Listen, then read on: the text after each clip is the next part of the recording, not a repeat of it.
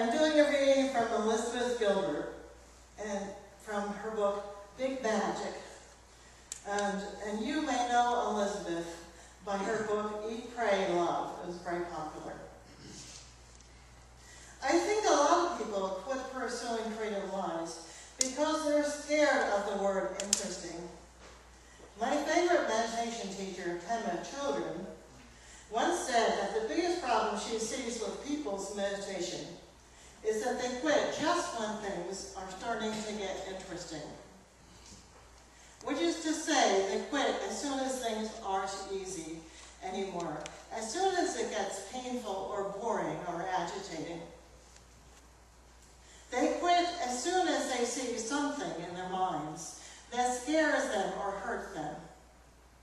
So they miss the good part, the wild part, the transformative part, the part when you push past the difficulty and enter into some raw, new, unexplored universe within yourself. And maybe it's like that with every important aspect of your life. Whatever it is you are pursuing, whatever you are seeking, whatever it is you are creating, be careful not to quit too soon. As my friend Pastor Robert Bell warns, don't rush through the experiences and circumstances that have the most capacity to transform you, and that bears repeating.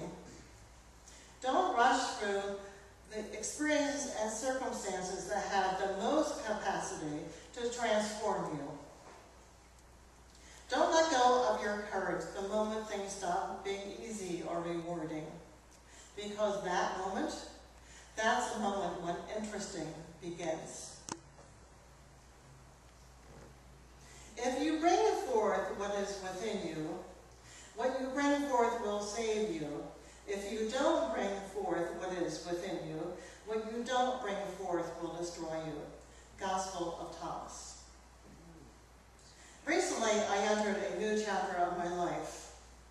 I have just started taking notes for a new novel, a long-term project that involves research on a mythical creature and learning classical Greek. Learning classical Greek is a long-time goal of mine, spurred by a trip to Greece now almost 20 years ago. In Athens, I purchased a book of poetry by the classical Greek poet Sappho. The poetess, said the bookshop proprietor with raised eyebrows before he disappeared into the back rooms of the bookshop.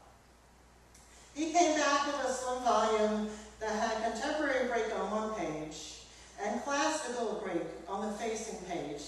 The book is still sitting on my bookshelf. It has been my lifelong goal to learn to read Sappho in the original. I figured I would wait a few years. Then I read Big Magic by Elizabeth Gilbert and was inspired to learn classical Greek now. What was I waiting for? Learning a new language can inform my writing. Gilbert writes about the magic of creative writing, really of making any kind of art or change, and the art of being in the world. In my experience of what she writes about, which is remarkably similar, I think of it as listening to the muse. She also writes about the hard work of writing, which I was relieved to see because writing is hard work. I heard a mainstream writer on the radio describing writing as the business of rejection. This is true. But as I tell my students, if they don't put themselves out there, they don't stand a chance. In other words, it's over before it started. I also tell my students that writing and publishing are two different things. And by not getting them confused, they will save themselves a lot of time, not to mention anguish. When I first talked to Maria about today's service, I told her about my days of throwing out queer letters to literary agents into what feels like the abyss. When she suggested that I talk about this, at first I didn't want to. When I see my students, many of them middle-aged and older, getting excited about writing, when I see them actually writing and making sense of their worlds, I really dread telling them about the hard work of marketing their work. In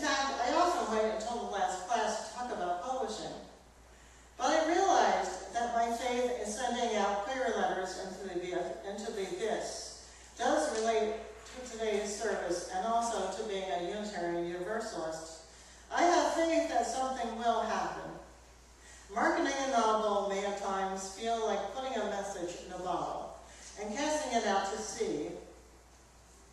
But I have belief in myself and, more importantly, in my work. Then I realized that something already has happened. I wrote this novel that I fine-tuned and in marketing, Art, a novel of revolution, love, and marriage, based on the landscape of my adolescence, even though it is straight-up fiction. The protagonist is based on someone I knew who rode a motorcycle and went to jail before the age of 18 because she was convicted of drug dealing. It's a long story, but the landscape of gritty, working-class America is one that I fled from. I wrote the novel out of a feeling of regret, and most likely a kind of survivor's guilt. Art is short for Artemis. In the novel, the story doesn't end when Art goes to prison. She enters a vocational program, and when she is released, she becomes a mechanic. Then she reunites with the love of her life, Linda, and 30 years later, when marriage equality is a law of the land, they marry. For me, writing fiction was a reconsidering of facts, and in doing so, I created hope.